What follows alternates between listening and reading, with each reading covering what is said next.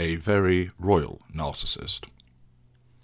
On Saturday, the 19th of May, Rachel Meghan Markle, RMM, will marry Prince Harry, and this forthcoming union is attracting just as much attention for the debacle surrounding the bride's family as the event itself.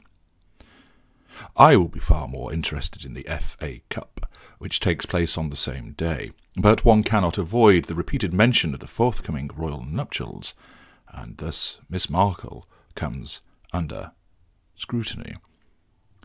Is she a narcissist? Her half-sister, Samantha Markle, seems certainly to think so, as she has been particularly outspoken about RMM, calling her a narcissist, a shallow social climber. She has also criticised RMM for failing to provide any emotional or financial support to her and their father once RMM became famous. Others have described Samantha Markle as being jealous and exhibiting a sense of entitlement. Are Samantha's remarks accurate and demonstrate what Miss Markle is, and that those attacking Samantha are the coterie and lieutenants of Miss Markle, as they attempt to limit any damage and discredit Samantha, or are they the remarks and the ramblings of a jealous sibling? It is, of course, difficult to assess in isolation. However, it is interesting that Samantha chose such a description. If she wanted to insult Miss Markle, she might have chosen other unpleasant descriptions, such as branding her a whore, a gold digger, standoffish and such like. But the words that she specifically used might suggest, even if one looks at it cynically, that there is a grain of truth in what Samantha Markle has said. Samantha Markle also commented that Miss Markle watched the royals on television when young.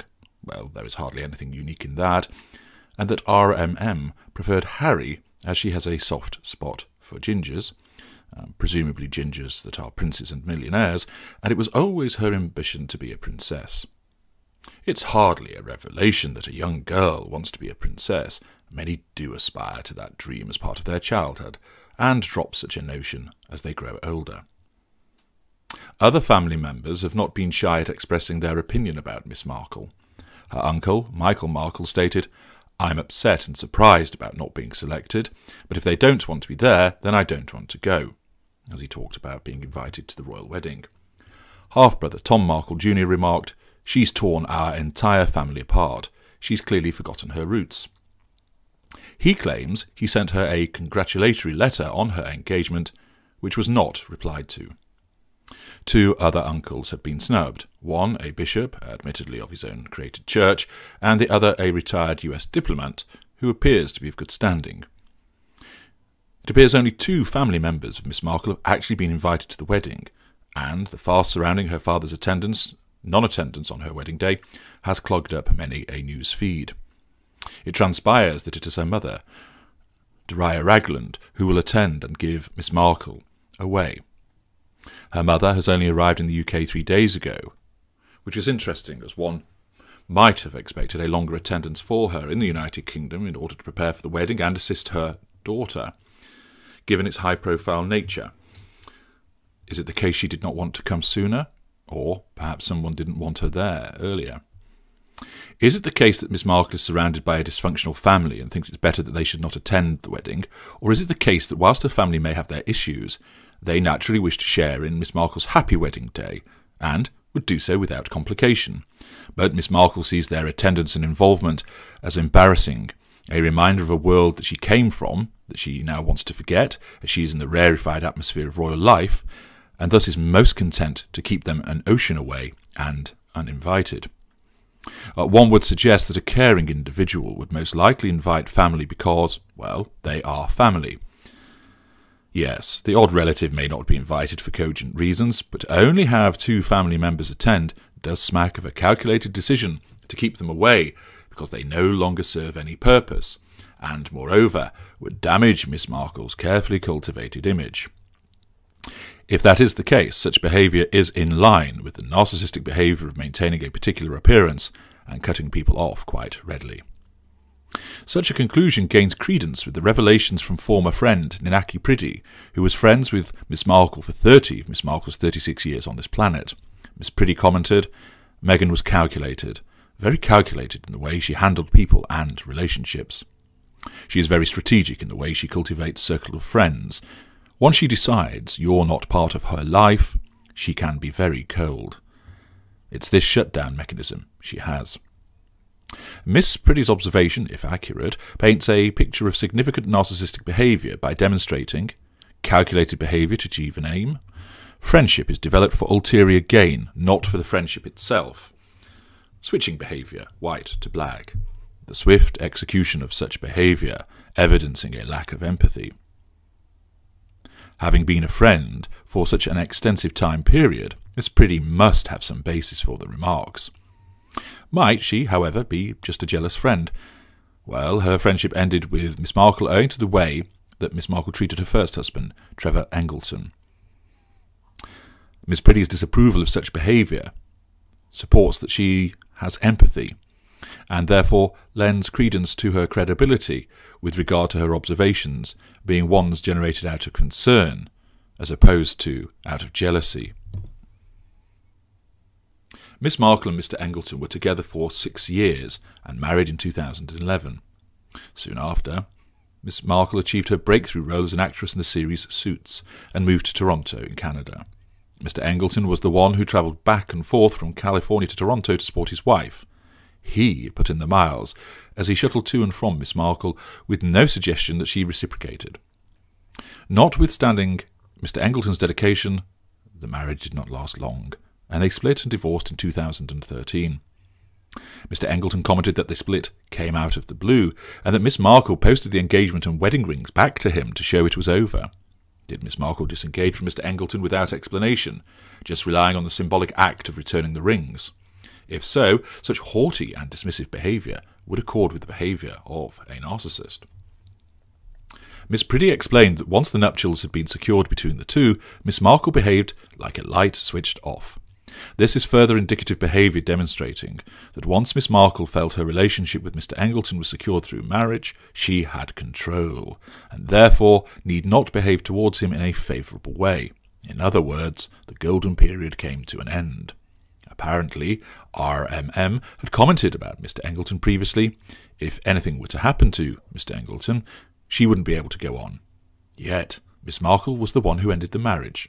Of course, people's feelings can change, but there was no suggestion that Mr. Engleton did anything to invite such treatment. On the contrary, he remained a faithful and devoted husband, but it appeared he had outlived his usefulness, and with Miss Markle's career rising and in the ascendancy, he was no longer required, and thus jettisoned with the familiar callousness and swiftness which is the preserve of the narcissist. During her time in Toronto, there were suggestions that whilst married she became close to a Michael Del Zolte. Whether there is any substance in this is unknown. It was also rumoured she had a fling with the golfer Rory McIlroy, but again this is unconfirmed. If, however, those suggestions were true, then this would accord with the behaviour of a narcissist who has no concern with regard to infidelity and serving their sense of entitlement. Indeed, if this was the case, then, with Mr. Engleton secured by marriage and ensconced in California, he would be in devaluation as the intimate partner primary source, and it would not be a surprise for Mr. Del Zolte and Mr. McIlroy to become ensnared also as intimate partner secondary sources. However, the extent of any veracity with regard to these rumoured extramarital relationships remains unconfirmed. What is confirmed that following the end of her marriage, Miss Markle moved on to Canadian chef Corey Vitello, and the pair dated through 2014 to 2016. Further comment has arisen that her relationship with Prince Harry arose while she was still with Mr. Vitello, and she then ended the relationship with him because Prince Harry was in the picture. If accurate, such a shift from one person to another, especially one which would be regarded as a trade-up in terms of wealth, status and position, would very much appeal to a narcissist. Of course, people do move from one relationship to another, and sometimes with overlap, and this is not in itself determinative of that person as being a narcissist, but such behaviour, which is ultimately self-serving and selfish, whichever way it is looked at, is not flattering, and when added to other indicative factors, then the evidence begins to mount up. Miss Markle and Prince Harry's relationship has naturally been well documented, and they became engaged after just 18 months of meeting. Much of this was conducted at long distance, and some may therefore see this as rather quick to become engaged. But in the scheme of narcissists, it's not unduly hasty, and certainly many narcissists would outstrip that time period with room to spare. A number of Miss Markle's behaviours certainly weigh against her in terms of narcissism. She was a stripper, a role, as with being an actress, that appeals to someone with high narcissistic traits, even if it does not make them a narcissist per se. She once stated that she was a stripper on her resume, clearly concerned about how that would appear, evidence a sense of entitlement and lack of accountability. The reference to her being a stripper was then later removed from her resume as she began to move in more refined circles. This is facade management. Her body language in interviews and engagements with Harry has shown her to stare at him for an overly long time, clasp his hand, and place her hand repeatedly on Harry's back, the Trump power pat, all of which denotes a desire to dominate and signal that she is in charge, whilst no doubt using plausible deniability to reject such an accusation by claiming that she is being supportive. There have been suggestions that she has not actually graduated from Northwest University, although claiming to do so. If so, this is the grandiosity, the telling of lies and stage management that narcissists engage in. Mirroring. She wore a blue bracelet identical to one worn by Harry, and has repeatedly worn outfits and also adopted poses mirroring Kate Middleton, the Duchess of Cambridge, Princess Diana, and Pippa Middleton. The photographs and footage show this repeated narcissistic trait. There are allegations that her wealth is overstated. She is said to be worth $5 million, yet was living in a poor area of Toronto in property apparently paid for by the studio responsible for Suits. If this is correct, this shows grandiosity and facade management. Miss Markle touts herself as a feminist and taking up progressive causes, caring about mental health. However, she was content to wear a £56,000 engagement risk, so much for being a humanitarian, has apparently done nothing to assist her own father who has health issues, and as far as her commitment to progressive causes, so far this appears to have been writing a letter aged 11 or thereabouts to a soap company complaining about a sexist advertisement, and writing a piece for Elle magazine about her struggle concerning her racial identity. This is hardly a litany of firebrand commitment, and therefore evidences the hypocrisy, facade management, and fake empathy of the narcissist. She has expensive tastes and likes to show off her connections, as evidenced by the list of famous friends and high-end products which existed on her Instagram account before it was closed down. Again, this shows grandiosity.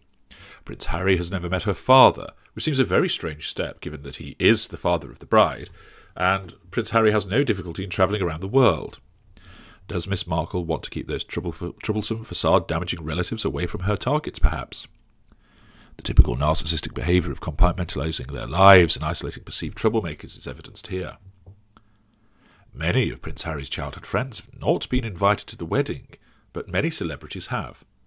One doubts this is actually Prince Harry's doing, but rather the actions of a controlling and calculating mind who does not want reminders of a world that she did not occupy attending the wedding, and instead prefers to fill it with vacuous, status-boosting celebrities who are only there to say, "Look at me, anyway." The cumulative effect of these behaviours, the treatment of family, the intimate relationship pattern, especially towards her ex-husband, and the observations of a long-standing former friend, do cause the conclusion that RMM is a narcissist to be reached. All of the above, some of which are confirmed and others remain speculative, as stated, but if all taken to be accurate, demonstrate a sense of entitlement, a lack of empathy, a lack of accountability, black and white thinking, use of interpersonal relationships as devices for self-gain, lying, grandiosity, haughty behaviour, a manufactured version of self, facade management, a desire for recognition and response, fuel, switching, compartmentalisation, isolation. All of this supports Miss Markle being a narcissist. This conclusion is also heavily supported by Prince Harry himself. This is a man who lost his mother in tragic circumstances and at a very young age followed his mother's hearse with the eyes of the world on him. He has faced repeated rumours about his real father not being Prince Charles but James Hewitt. It is clear that these experiences have had a significant impact on him and would suggest he has suffered some form of damage, a trait which is attractive to the narcissist. Prince Harry, no doubt, has a significant extrovert streak. He's not an academic, but he's industrious, well-liked, and enjoyed something of a reputation as a party prince. However, be under no illusion that those in the upper echelons of society and royalty have always enjoyed a good knees-up and engaged in substantial bacchanalian excess. The difference, then, was that the world's media and social media was nowhere near as brazen and intrusive. Furthermore, those around the royals were far more discreet. Prince Harry is no different to many of his family and ancestors. He has just been seen enjoying himself raucously, rather than it be hidden. Prince Harry is an empathic individual. He has inherited Princess Diana's caring and empathic traits. He has evidenced this through his career in the army, his establishment of the Invictus Games, and charity work such as his trek to the South Pole. He admires Kate and William's settled and stable family life. Contrast this to his own childhood, and it is patently clear that this vivacious man is one of empathy, who craves the establishment of his own settled life, and therefore his various traits are a magnet to the narcissist. The traits and behaviours of Meghan Markle, coupled with her selection of Prince Harry and his own traits, confirms that come Saturday the 19th of May, the very suited narcissist will achieve her childhood ambition and become a royal, and so with it the creation of a very royal narcissist.